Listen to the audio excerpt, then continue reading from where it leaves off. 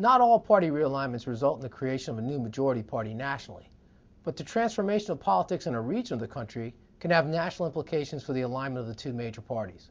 Beginning with the 1964 elections, we have witnessed a party realignment in the South, where the Republicans emerged as the majority party in the region.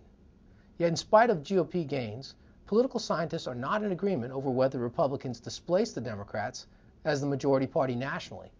At the very least, the decline of the New Deal coalition led to the creation of a competitive two-party system in which the Democrats lost their majority party status, but the Republicans have not sustained majority control for a long enough period of time.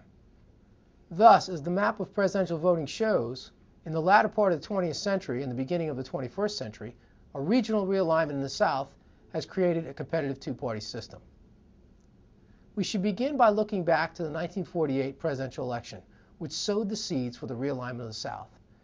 After Truman's executive order to desegregate the Army, Southern conservative Democrats, led by South Carolina Senator Strom Thurmond, bolted the party and established the Dixiecrat Party.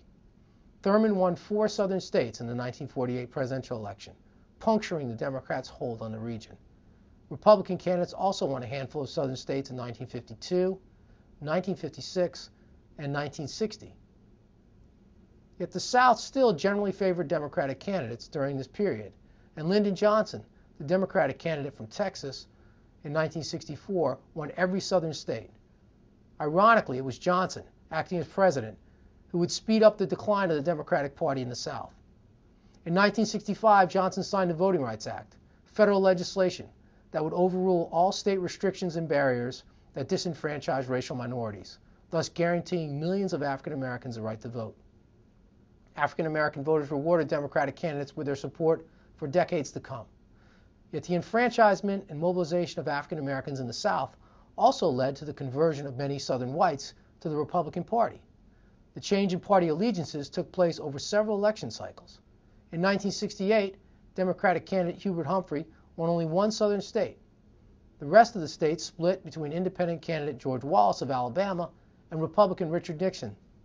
In 1972, Nixon employed a Southern strategy, an effort to lure white Southerners away from the Democratic Party over the issue of race. After Nixon swept the South and the entire country in 1972, George and Jimmy Carter restored the Democratic base in 1976. Yet Carter's victory was based on his personal background rather than voter allegiance to the Democratic Party. The realignment of the South toward the Republican Party was completed during the 1980s. Spearheaded by the candidacy of Ronald Reagan, the GOP agenda of low taxes, less federal government spending, and a strong national defense cemented the GOP advantage in the South.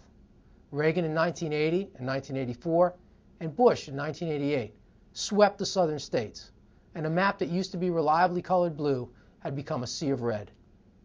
Studies show that Republicans not only benefited from the conversion of old Southern Democrats, but they also gained the support of many whites who had migrated to the South over this period.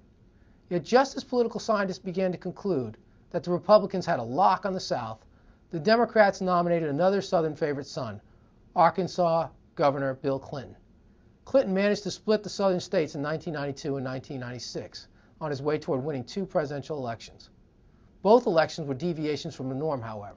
In spite of Clinton's victories, the GOP was still the majority party in the South. Notice that George Bush swept the Southern states in the 2000 and 2004 elections. Throughout the 1960s, 1970s, and 1980s, Southern Democrats continued to hold a majority of congressional seats, but change gradually occurred there as well.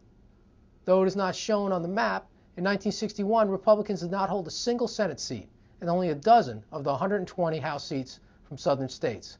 With each election cycle, the party gradually added more seats until the 1994 election, the tipping point, when the Republicans gained a majority of Southern seats in the House and Senate. In that same year, the GOP won a majority of House seats for the first time in 40 years.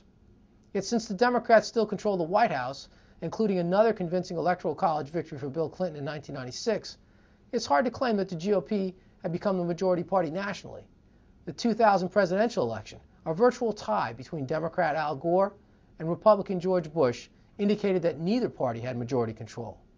Thus, at the outset of the 21st century, we have a competitive two-party system in which both parties regularly compete in close elections for the presidency and Congress.